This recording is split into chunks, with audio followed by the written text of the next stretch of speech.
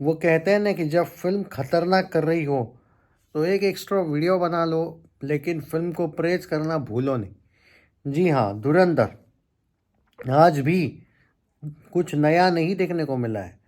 Double digit, ये बड़ी बात है कि डबल डिजिट वाला जो एंगल है वो आज भी गई है फिल्म। मैं बार बार ये बोला था कि आज का जो मंडे है वो स्लो हो जाएगा, लेकिन इतना स्लो तो बिल्कुल नहीं होगा भाई साहब कि डबल डिजिट भी ना करें।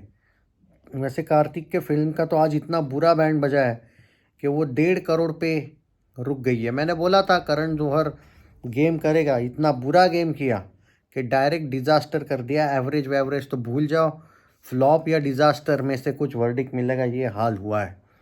जब हम इन लोगों को टैग वैग करते हैं तो ये लोग सीरियस नहीं लेते हैं कि भाई कभी कभी कुछ एक्सपीरियंस क्रिटिक्स का ज़्यादा होता है। ठीक है, एक्टिंग लोगों को अच्छी आती होगी, लेकिन कुछ क्रिटिक्स का ऐसा होता है कि भाई उनको एनालिसिस ईजी करना आता है कि कौन सी चलेगी कौन सी नहीं फिल्म।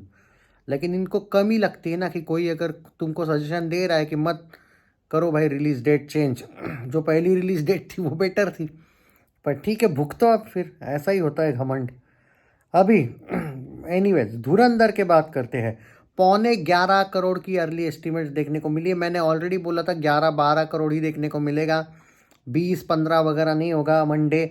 सो प्रोड्यूसर फिगर शायद 11 करोड़ से लेके 12 करोड़ आएगा। That's what I am saying कि 730 में 11 करोड़ ऐड करो, 11 से 12 742 करोड़। मैंने भी एक रेंज दी थी 741 से लेके 743 करोड़, वही हो रहा है 741 या 742 हो रहा है नेट में। यानी कि पुष्पा मूवी जो है वो 89-88 करोड़ रह गई है अभी नेट कलेक्शन में। And definitely it will cross, आराम से क्रॉस करेगी। क्यों बोल रहा हूँ? क्योंकि कल परसों परसों 31 है आई थिंक, और उसके बाद 1 तारीख है। तो और देखो, एक अच्छी बात है कि डबल डिजिट तो आते रहेगा। कल तो शायद 99 रुपीज़ का टिकट है कुछ जगह पे, तो वो तो आज से भी बड़ा कल होगा, बाद में और बड़ा 31 और 1 तारीख। उसके बाद जो सैटरडे संडे वापस आएंगे, डिस्पाइट वो कोई फिल्म आ रही है मैडॉक वालों की, फिर भी ये डबल डिजिट कर लेगी।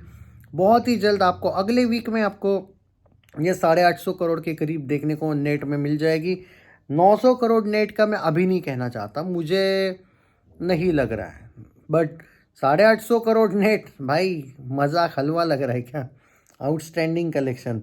12% मॉर्निंग आफ्टरनून, 26% इवनिंग, 27% का ऑक्यूपेंसी है। कंसिस्टेंट ऑक्यूपेंसी देखने को मिली है, ये बहुत अच्छा हुआ। भोपाल में भी अगर मैं बात करूँ, अहमदाबाद की बात करें तो 5%, 14%, 13% का ऑक्यूपेंसी था।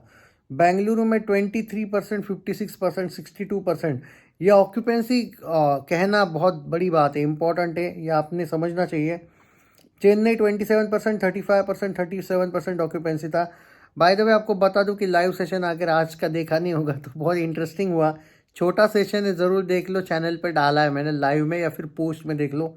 सूरत 2%, 5%, 6% ऑक्यूपेंसी था। हैदराबाद 18%, 32%, 31% का ऑक्यूपेंसी था, which was good. Pune 17%, 29%, 29%। Jaipur 15, 29, 23। Kolkata 10, 30, 42। Delhi 12, 25, 26, it was good occupancy. Mumbai 12, 24, 26, it was great occupancy. Even in Mumbai, Lucknow 6, 24, 27. Chandigarh 8, 20, 21 and Bhopal 7% का ऑक्यूपेंसी था, बाद में 17 और बाद में 21% का ऑक्यूपेंसी। स्लो ज़रूर हुई है, रुकी बिल्कुल नहीं है, ये याद रखना। और एक बात है भाई, जिस लेवल पे इसने कलेक्शंस करे हैं ना, बहुत बहुत ज़्यादा। और एक बात ज़रूर कहूँगा, पहले ऐसा हुआ करता था कि फिल्मों ऐसी गिनी जाती थी जब पुराने दिन हुआ करते थे, 25 दिन चली क्या, 50 दिन चली क्या, 100 दिन चली क्या। आजकल होता है कि शायद 1 महीना चलती है कोई फिल्म या फिर 1.5 महीना, लेकिन ऐसे रिकॉर्ड करके रखती है। जैसे धुरंधर का भी एक एग्जांपल दूं मैं आपको दोस्तों, तो धुरंधर अभी चल रही है, कितने हुए इसके, शायद कुछ 25 वगैरह दिन है आज, बराबर है, करेक्ट है। हो सकता है कि 50 दिन चले, 50वें भी दिन चले, लेकिन बाद में थोड़ी स्लो भी हो जाए। बट आजकल कलेक्शंस देखो क्या आते हैं, किस लेवल पे लोग ऑडियंस एक्सेप्ट करती है, तो किस लेवल पे करती है। अभी भी रात के इतने टाइम के बाद भी 7,500 टिकट पर आवर अभी भी बुक माई शो पे बुक हो रहे। इससे पता चलता है कि ऑडियंस ने किस लेवल का प्यार दिया है। बॉलीवुड का आज का मैं एक सिंपल सा बात बोल रहा हूँ, फंडा जो है सुन लो। एक तो फिल्म में डायरेक्ट डिजास्टर होगी, बॉलीवुड का जो रूल है वो सुन लो, या फिर direct all time blockbuster historical blockbuster वाली होगी, जैसे धुरंधर, जो कि जनता सपोर्ट फुल पागल जैसी करेगी, ऐसा होगा।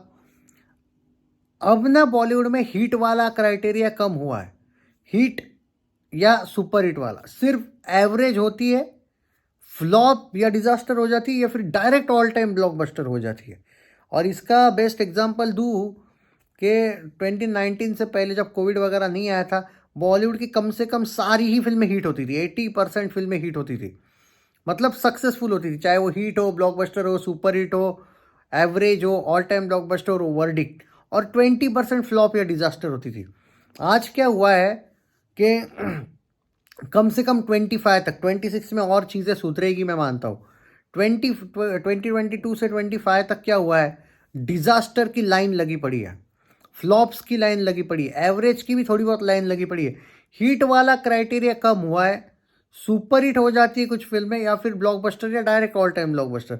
25 की भी अगर बात करूँ तो अक्षय की कुछ फिल्में एवरेज है, सुपर हिट में सिर्फ 4-5 फिल्में आई है इस साल सुपर हिट की। मैं हिट की बात नहीं कर रहा, सुपर हिट में सुपर हिट वर्डिक्ट शायद इसको था, सितारे ज़मीन पर को, रेड 2 को था, ओके, एक दीवाने की दीवानियत को था।